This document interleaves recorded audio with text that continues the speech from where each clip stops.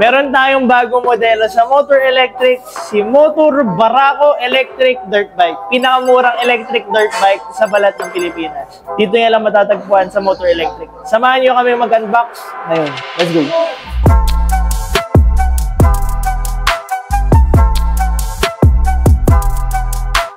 Bang, bang, bang!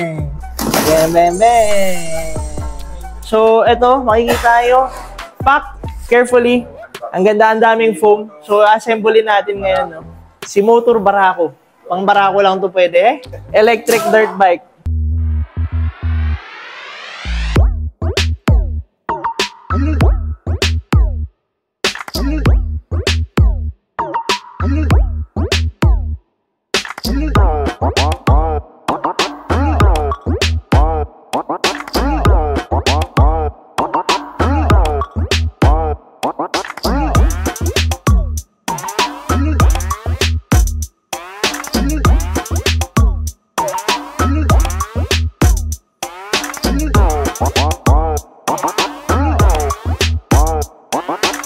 Quick features tayo ng Motor Barako Electric Dirt Bike. Magsimula tayo sa functions dito sa handlebar. Meron tayong susian para buksan yung unit. Makikita nyo dito yung details. Meron tayong tatlong modes. Press nyo yung M para magpalit ng mode. Ito yung pinakamabilis, which is yung sport mode. Ngayon, kung gusto nyo makita yung voltage, long press nyo to. Makikita nyo dyan yung voltage. Alright? Ang brake sa harap, itong kanan. Ang brake sa likod, itong kaliwa. Naka-twist throttle naman siya para patakbayin yung unit. Iniikot lang to. Ang lakas. Up to 50 to 60 kph max speed. Dito naman meron tayong light switch, busina, at ilaw. Ganun lang kasimple. Naka-hydraulic brakes to.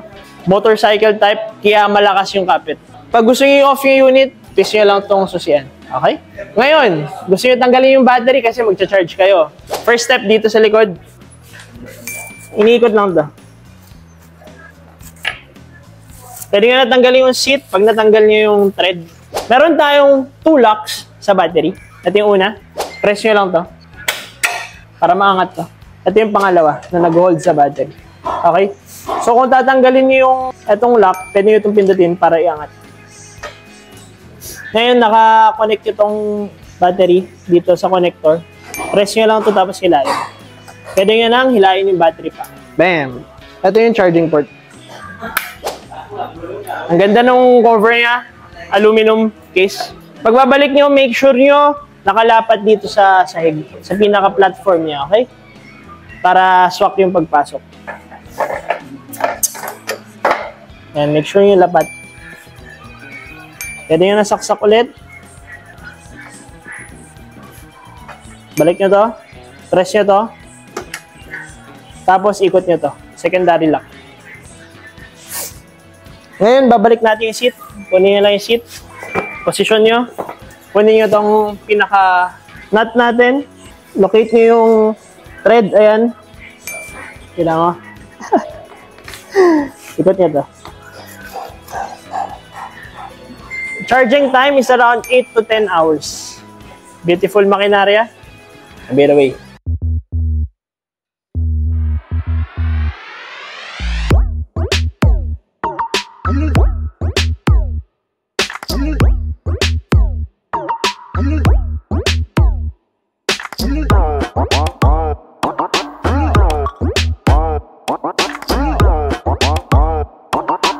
So nabuo na si Motor Barako Electric Dirt Bike.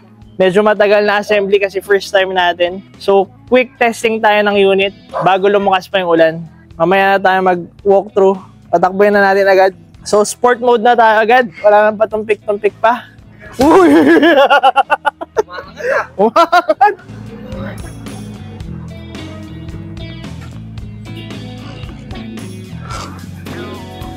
Pwede nga i-wheelie ito. Kaso di ako marunong eh. Di ako marunong mag-wheelie.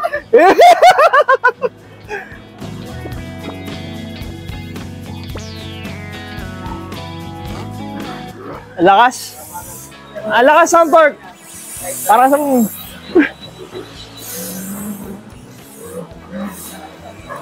Ang lakas ng brakes. Ang lakas ng torque. Ang ganda ng suspension. Woo! Meron, nakaano na ako, yung pinakamataas. Nakaka-addict to ah. Ano. Mukha din. Takot ako eh. Test ride, tao. Nanginginig pa ako sa excitement, pero ang lakas ng torque. Sobrang lakas ng torque. Ang ganda ng handling, ang ganda ng suspension, ang ganda ng brakes. Oo, hey! Yung height ko ay 5'4" para magkaroon kayo ng reference kung gaano kalaking unit.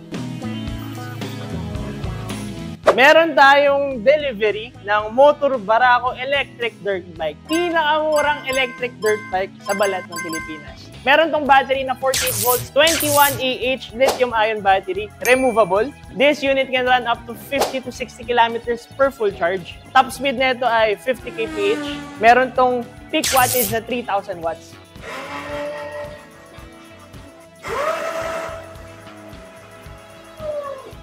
Hydraulic brakes, full suspension, ang lakas ng headlight at may brake. Beautiful makinari. Woo!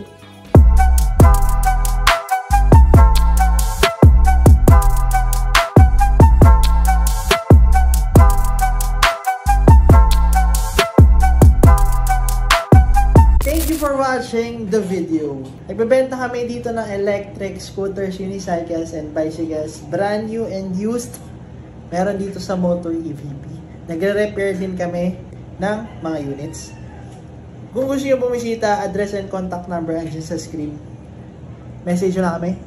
A bit away.